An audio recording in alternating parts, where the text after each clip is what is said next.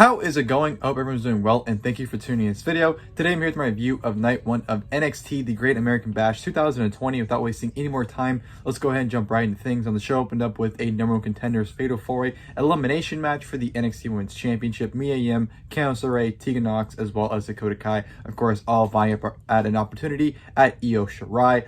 Overall, I gotta say this was a very good opening match. The first 5 minutes I thought were a lot of fun because the first 5 minutes were the only time in the match where all four women were still in the ring. I thought they were all able to include each other in sequences and spots, and Candice LeRae did a really nice spot where she did a flatliner to Dakota Kai, which I thought nearly killed her on the apron, did a nice springboard onto Tegan Nox the outside as well. But back in the ring, Candice LeRae would end up being eliminated when Mia Yim hit the Watch Your Mouth onto Candice LeRae. 1, 2, 3, eliminates her about 5 minutes into the match, which sucks because, like I said, it was it had a really nice pace, and I thought they were all involved in each other in their spots. So I thought it had a really good opening 5 minutes, and then go at it for a little bit longer. Than Mia Yim gets eliminated a couple minutes later by Dakota Kai. So at that point, it's now down to Tegan Nox and Dakota Kai, and they go at it for about 10 minutes or so, which I thought was pretty good. Nothing too out there. They didn't do anything crazy. They were kind of just putting each other in some holds, and they didn't do as much as I was hoping they would have done, considering their rivalry they've had since War Games last year. But I thought for the ending stretch of this match, I thought they did a pretty good job, and Tegan Nox ended up getting the victory, ended up hitting the Molly go round onto Dakota Kai, which set up perfectly for the shiniest wizard. 1, 2, 3. Tegan Nox is your number one contender for the NXT Women's Championship. So Tegan versus Io should definitely be a fun one in the future. But yeah, I definitely thought it was a really fun match overall. I thought once Mia and Candice were eliminated, I thought the match quality kind of dipped a little bit, but I still thought it was a really good way to open the show nonetheless. From there, I'm going to go to Oney Lorcan taking on Timothy Thatcher. This match was pretty good. I did expect a little bit more from it, but I thought it was very solid for what it was. Obviously, it was very map-based. There's a lot of holds from Thatcher's part from the get-go, but then, as the match started progressing, it started off slow, but then as it, went on, it picked up, and it got pretty entertaining, especially when they're just absolutely nailing the shit out of each other with chops. They're beating the fuck out of each other. Oney had his fire up, hit his net breaker. He was gonna cry all fired up, and it was a whole lot of fun. Thatcher and Lorcan towards the end of their match definitely delivered. Just kind of wish they did a little bit more. Like I said, I just feel like it was a little too slow, and they did a kind of a whole lot of nothing for a good portion of the match. But towards the end of it, they definitely kicked in the third and fourth gear and picked up and had a really good closing stretch of the match. Timothy Thatcher got the victory with the more Fuji armbar submission onto Oney Lorcan. So Thatcher gets the victory. Overall, like I said, pretty good match. Expect a little bit more, but I think down the line they can have another match, maybe at a future takeover, and definitely deliver. But yeah, Thatcher and Lorcan for what was pretty fun. Then we go to the 2-on-1 handicap match. Rhea Ripley taking on Aliyah and Robert Stone. Man, how Rhea Ripley has fallen. She went from facing Charlotte Flair at WrestleMania to facing Aliyah and Robert Stone. Hopefully they can find something to do with her very quickly, but obviously they did some comedy stuff with Robert Stone where he was trying to box and whatnot, but the match was entertaining for what it was, I guess. It just went on way too long if you ask me. I feel like this should have been cut in half in time, but it was what it was. Rhea Ripley got the victory with a double submission on both Aliyah and Robert Stone, so she ended up locking her submission on both of them, both of them tapping out. So Rhea Ripley gets the victory. Like I said, hopefully they figure out what to do with her soon, because her falling from where she was a couple months ago to right now is pretty far. So yeah, it was what it was. We go into the first ever NXT strap match. Roderick taking on Dexter Lumis.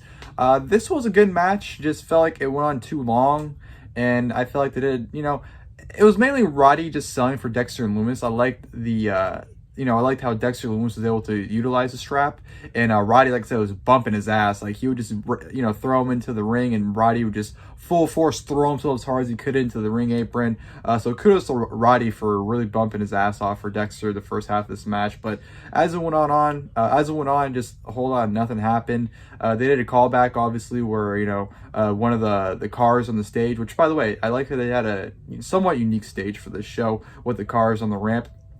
But obviously they teased Dexter opening the trunk, you know, the throw Roddy in there, so that was a nice callback. But yeah, not a whole lot happened besides that. It was just, you know, Roddy had his comeback, you know, once he hit the angle slam on the outside. He was able to have his comeback against Dexter and Lumis. But towards the end of the match, you know, started progressing, started getting a little better. Bobby Fish got involved, but obviously it didn't matter with the strap match, no DQs or anything, so it didn't matter. But Dexter Lumis got the upper hand, and then Dexter Lumis ended up hitting Uranagi, followed by the silent submission hold. Roderick strong taps out, so Dexter Lumis gets the win. Overall, like I said, still a good match. Just it felt like it went on too long. I just felt like it dragged. I don't know. It was a mixed bag for me. Like, it was good, but then there was just, you know, not bad, but just dragging, you know. So it was a mixed bag for me. So, but I thought it was enjoyable, and Roddy looked good, and Dexter Lumis, even though I was never a fan of him when he was Samuel Shaw in TNA, I think he's been doing an excellent job as Dexter Lumis. So kudos to him for his role so far. So yeah, good match overall, but like I said, it could have been better, and I just kind of wish they you know, didn't stretch it out as long as they did. Next, we had a promo from Santos Escobar, the NXT Cruiserweight Champion. He came out with Joaquin Wilde and Raul Mendoza. Cut a promo pretty much saying how they're going to make the Cruiserweight division theirs, how Lucha Libre went from being a tradition to pretty much a showcase, you know, kind of pretty much a mock of it. And then Drake Maverick came out and he, you know, brawled with them, and Breezango came out and helped Drake Maverick. So it was set up a 6-man tag for next week, so not really a whole much to talk about there. I don't know. Santos Escobar, first off, every time I hear his name, I just think of Eric Escobar. But I don't know a thing about him. I think they're trying to make him, Joaquin Wilde, and Raul Mendoza a thing, but I don't know. It's just, I don't know if it's because it's crowdless or what, but just to me, it hasn't been working. But we'll see. Obviously, like I said, 6-man tag set up for next week. Also, next week, we'll be having Mia Yim and Candice LeRae in a street fight. Mercedes Martinez will be making her in-ring return or her debut as part of the roster, I guess. I don't know. Mercedes Martinez will be in action, and of course next week Keith Lee and Adam Cole, winner takes all for the NXT and NXT North American Championship. So night 2 of Great American Bash next week. Not really too much to talk about. I think Candice and Mia can definitely deliver, but obviously Adam Cole and Keith Lee is a match to talk about for next week, so that's what I'm looking forward to. So yeah, excited for that one. And of course, go to the main event, which was Io Shirai taking on Sasha Banks. Great match, great main event. I thought both women went out there and had a tremendous match. I thought, you know, they worked very well. There were some miscommunications and some botches, you know, during the duration of the match, but for the most part, that they gelled very well. You know, I thought Sasha Banks looked like, you know, the old Sasha Banks from 5 years ago when she was in NXT, which I feel like we haven't seen in a long time. Sasha Banks, I feel like she doesn't really get the opportunity to showcase herself anymore in terms of a singles part. I know she's had a lot of title reigns and she's always been showcased, but I feel like over the years, we haven't seen that, you know, NXT Sasha Banks where she's go out there and steals the show. I feel like we get that on a rare occasion. Obviously, we got that with her and Becky Lynch and Hell in a Cell. We're probably going to get that with her and Asuka and Extreme Rules. So on that rare occasion, we do get that phenomenal performance from Sasha Banks on the main roster. But I feel like, you know, we saw that old Sasha Banks in this match against Io Shirai, which made me really happy. They did some great spots. Love the spot where Sasha had Io down in the Tree of Woe, and Sasha was talking shit, and as she went for the running knee, Io, you know, sat up, and Sasha Banks hit it, bounced, you know, into position perfectly for the moonsault. Io Shirai was able to go for that. Thought that was a great spot right there. But one spot I really enjoyed too was Bayley utilizing the car horn to do it when Io was working over Sasha. She used the horn to distract Io for Sasha to get the upper hand, so I thought that was a great spot. But yeah, Bayley tried to get involved. The championships trying to get involved, but the referee was, you know, trying to tell Bayley to not use the championship. And as she's trying to do that, Sasha tried to grab the other championship, but then Asuka came out of nowhere, holding the championship. Sprayed and missed in the face of Sasha Banks.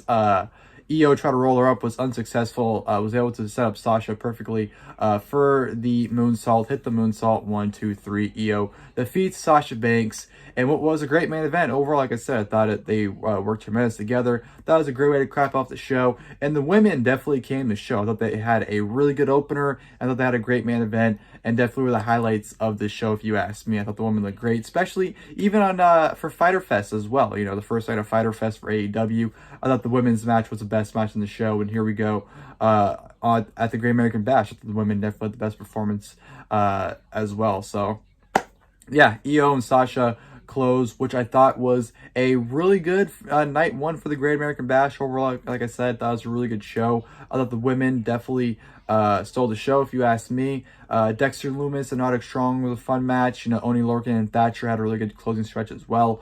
The Rhea Ripley handicap match was, you know, was what it was. It wasn't terrible, but, you know, just she should be in a more prominent position, not wasting her time doing stuff like that. But I thought it was a really good first night of the Great American Bash. That was a fun show. Definitely am excited for night 2 next week. Like I said, Adam Cole and Keith Lee in the winner takes all match definitely is a match to look forward to. So that is what I'm looking forward to the absolute most.